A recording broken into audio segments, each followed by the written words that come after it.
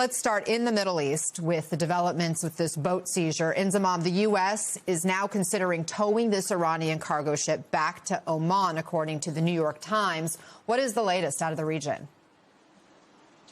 Well, we just heard that dramatic footage of the U.S. Navy firing upon this Iranian vessel. We also saw some dramatic video of U.S. Marines abseiling down from helicopters and landing onto that vessel and essentially taking control of this Iranian ship. This was an important point in this conflict because it's the first time that the U.S. has actually used military might to stop a Iranian vessel or stop any vessel from passing through the Strait of Hormuz. And I think it just gives a sign, or it's what President Trump wants to give in terms of a sign that the U.S. blockade on the Strait of Hormuz is very much working. And in turn, that's angered Iran. They haven't retaliated as of yet, but they have said that they will retaliate proportionately.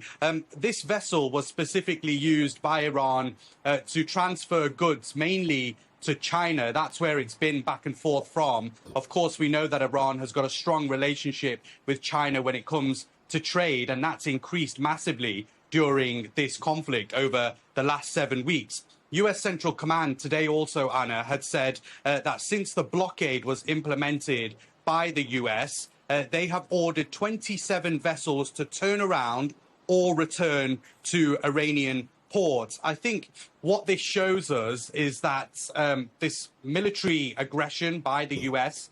Inside or on the Strait of Hormuz has come on the back of Iranian aggression, which we saw just a day prior when they targeted a couple of Indian boats in the Strait of Hormuz. And essentially what it doesn't do is help any peace talks that may happen in the coming days, Anna.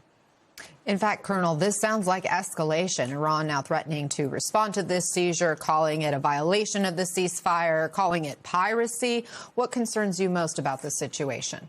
Well, that the ceasefire will end and things will start up again, which is kind of interesting since both the United States and Iran want this to end as soon as possible. It's disadvantageous both to the Iranians. Don't forget that they're on the ropes economically. They can't ship anything out. Nothing can come in. And the West is on the ropes economically. It's disadvantageous to Trump domestically. Polls demonstrate that there's not any particular support for this in the United States. Midterms are coming up. So there's a lot to motivate both sides to stop. But, you know, at the end of the day, nobody wants to walk away with his tail between his legs. And so this is liable to escalate. It's kind of interesting to note that the president of Iran, Pezeshkian, who in Iran passes for a moderate, has said, no, there's still time to square things away. That indicates there might be some difficulty inside, disagreement, not difficulty, inside Iran between the really hardliners and softer people like the president. This might turn out, it might give us an opportunity, by us, I mean everybody, an opportunity to actually have meaningful talks. And the vice president doesn't have to talk directly to Iran. He's not going to.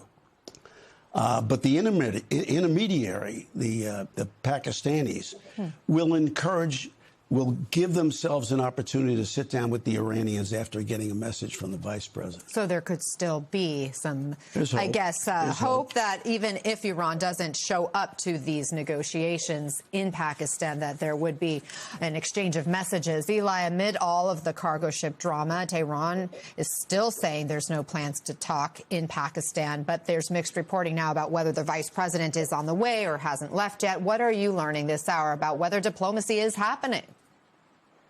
Anna, it seems like it's clear that some delegation is going, but the vice president's participation, we have gotten conflicting reports on that. I think the president indicated to one outlet that reached him on the telephone that the vice president would be going, and then to another he said he's not. It's not clear exactly whether the vice president will be part of this delegation, but I think as fluid as things may be within the West Wing in terms of the president's thinking on this and the strategy, there does seem to be an underlying desire for the negotiations to continue and to hold, partly because the U.S. militarily may be getting near the end of its tether, and the president may not be sure what purpose will be served by continuing to bombard Iran in terms of stockpile reductions, in terms of potential further loss of life by those in uniform. The president is interested, he can read the polls too, in finding a way to a solution. But at the same time, he is so determined to get a win, something that he can hold up to show power and dominance and victory here, that in some ways he's hurting his own prospects at reaching a deal with the Iranians by going out and overstating what they've agreed to in the media. That's upsetting the Iranians. It's not making the diplomacy, the negotiations any easier. And the ceasefire does run out in a day, and there's been talk of potentially extending it. I've spoken to a lot of people who think that's the likeliest outcome, but they all hedge their bets because this is President Donald Trump, and there's just no telling, if he feels like negotiations aren't going anywhere, if Iran doesn't show up, that he may say, scrap that, let's go back to the military campaign. So there's a lot of tension and uncertainty about where things stand. And so, John, after Iran's about-face on reopening the strait, the U.S. seizing an Iranian-linked ship, the past negotiations ending with U.S. strikes on Iran, clearly there is no trust. How do you get both sides back to the table? Well, I don't think you need trust. There's never been trust in the U.S.-Iran relationship in its modern history, and we've made deals with Iran before. And, the Trump administration, maybe to its credit, recognizes that leverage is a dimension of negotiating with an adversary. I think that's what's behind this seizure of this ship this morning. But there's a lot more to negotiations being successful than just exerting leverage or dominance, as Eli just described. You also need to understand what the other side of the table's perception is of its own strategic position. And right now, Iran feels quite strong, quite emboldened. Yes, their army has been decimated. Yes, their economy has been hurt. But in their view, they can take on more of this pain for a longer period of time than the United States can. They are not in a position where they are likely to capitulate.